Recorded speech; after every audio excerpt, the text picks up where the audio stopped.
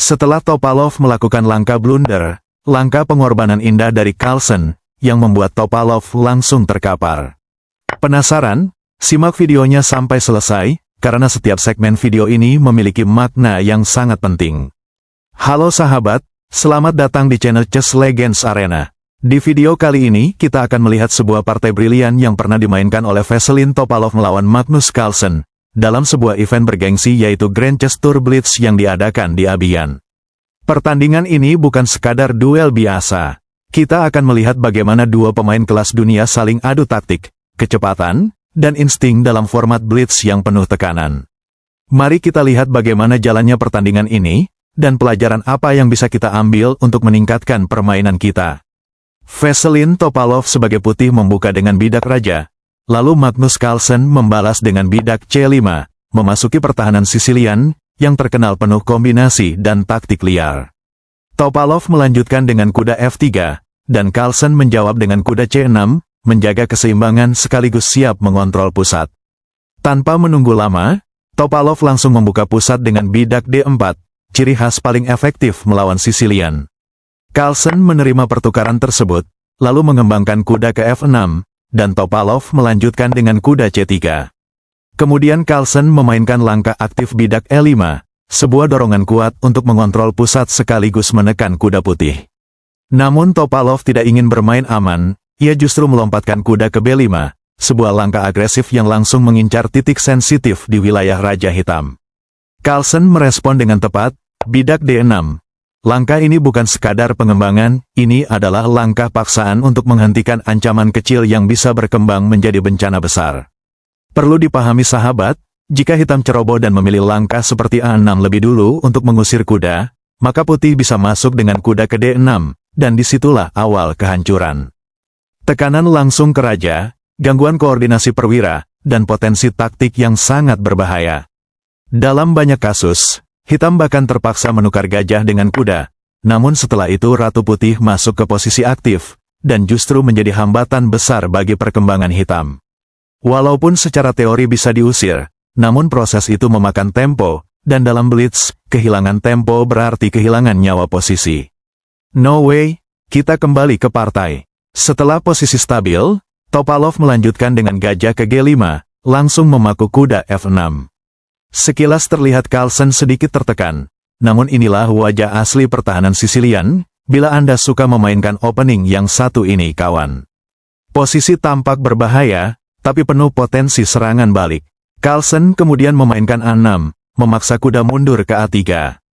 Dan tanpa ragu, ia lanjutkan dengan bidak B5, sekarang ancamannya sangat jelas, serangan di sayap ratu mulai dibuka, dan Carlsen siap mengimbangi agresivitas Topalov dengan gaya khasnya. Tekanan dibalik tanpa kompromi.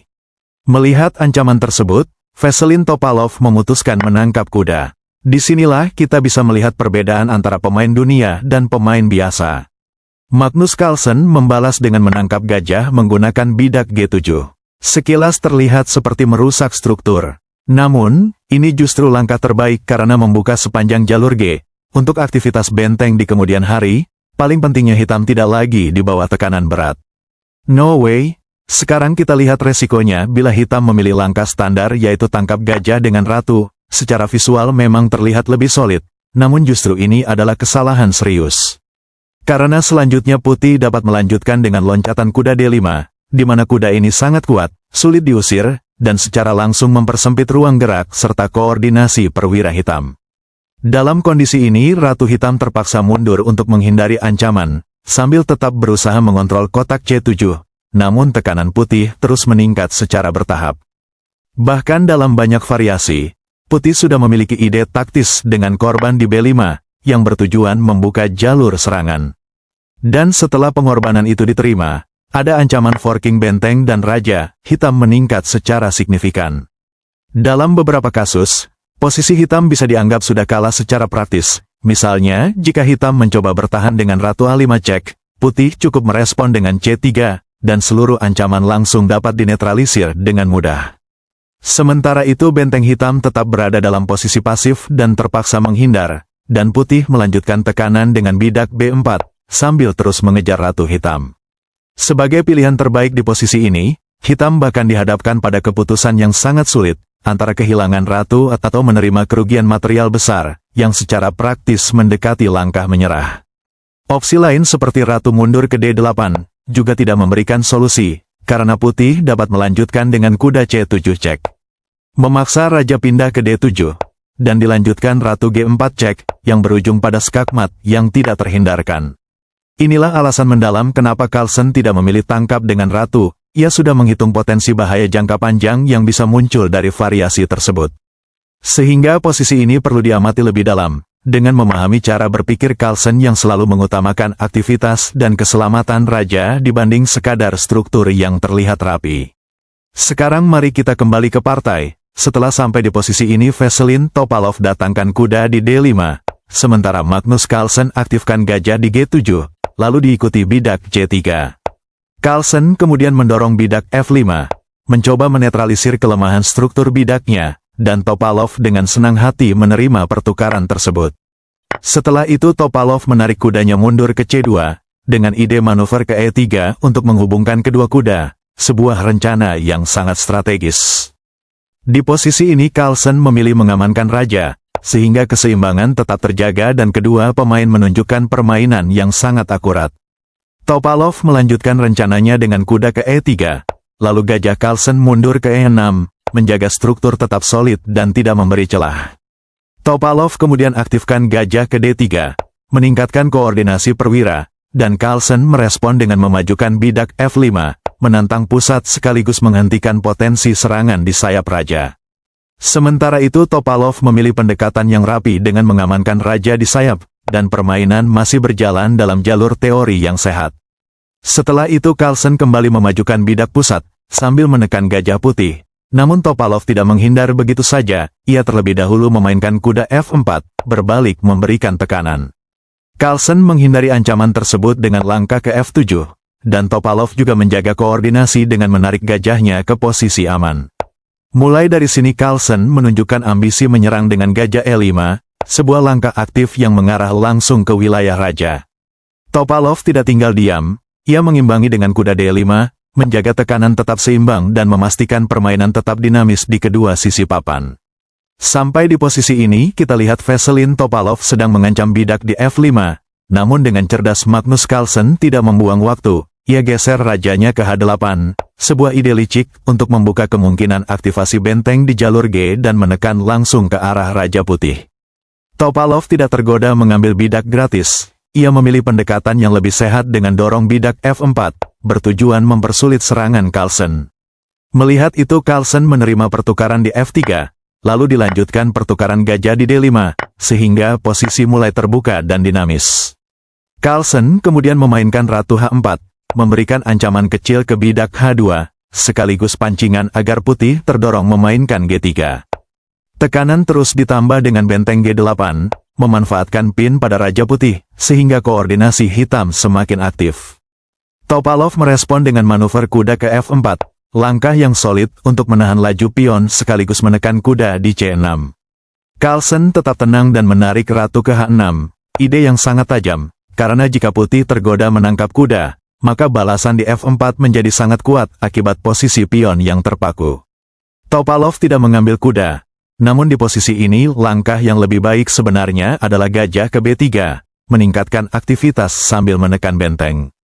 Mungkin Topalov berpikir bahwa tangkap pion di F4 sama saja, di mana juga membuka jalur serangan di sekitar Raja Carlsen. Ketika permainan berlanjut dan Carlsen memainkan benteng F8, kedua benteng hitam kini siap menyerang dari jarak jauh dengan koordinasi penuh. Walaupun posisi terlihat seimbang, tekanan yang terus-menerus dalam blitz dapat mempengaruhi psikologis pemain, bahkan di level dunia sekalipun. Dalam kondisi ini, langkah yang lebih tenang bagi putih adalah kuda ke G2, untuk meredam tekanan, namun Topalov memilih jalan lain. Ia memainkan kuda E6, dengan tujuan menekan benteng dan kuda di C6, langkah yang secara praktik terlihat menjanjikan. Namun di balik itu semua, posisi putih sebenarnya sedang dalam tekanan besar, sehingga keputusan untuk mencari keuntungan justru menjadi titik awal kesalahan.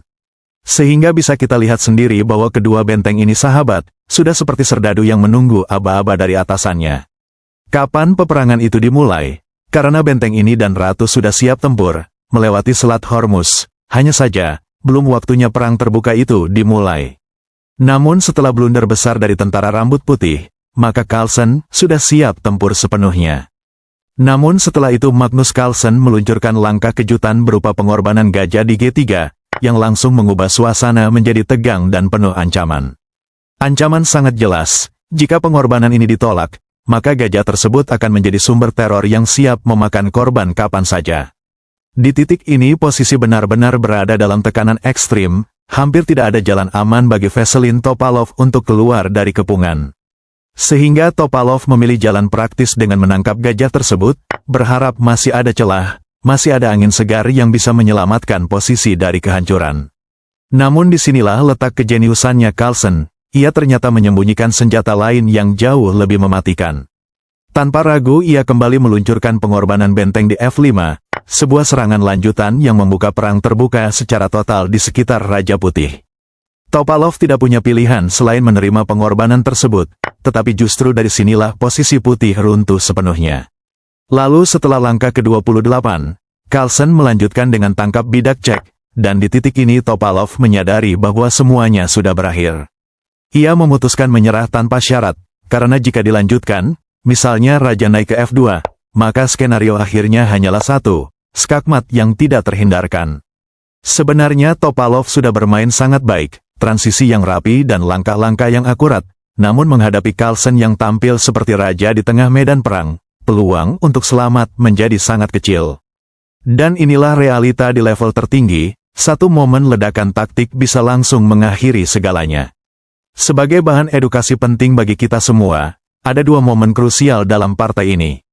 Pertama, keputusan Carlsen dalam menangkap gajah yang membuka dinamika permainan. Kedua, momen di langkah 26, di mana tekanan mulai berubah menjadi serangan yang benar-benar mematikan. Dua bagian ini sangat layak untuk dipelajari lebih dalam, karena dapat membantu meningkatkan pemahaman posisi dan juga elo rating kalian. Oleh karena itu kami mengucapkan sekian dan terima kasih. Mohon maaf apabila ada kata-kata yang kurang berkenan di hati sahabat semua, karena tujuan kami semata-mata adalah memberikan edukasi dan manfaat bagi perkembangan permainan Anda. Salam hormat, dan salam satu papan, satu perjuangan.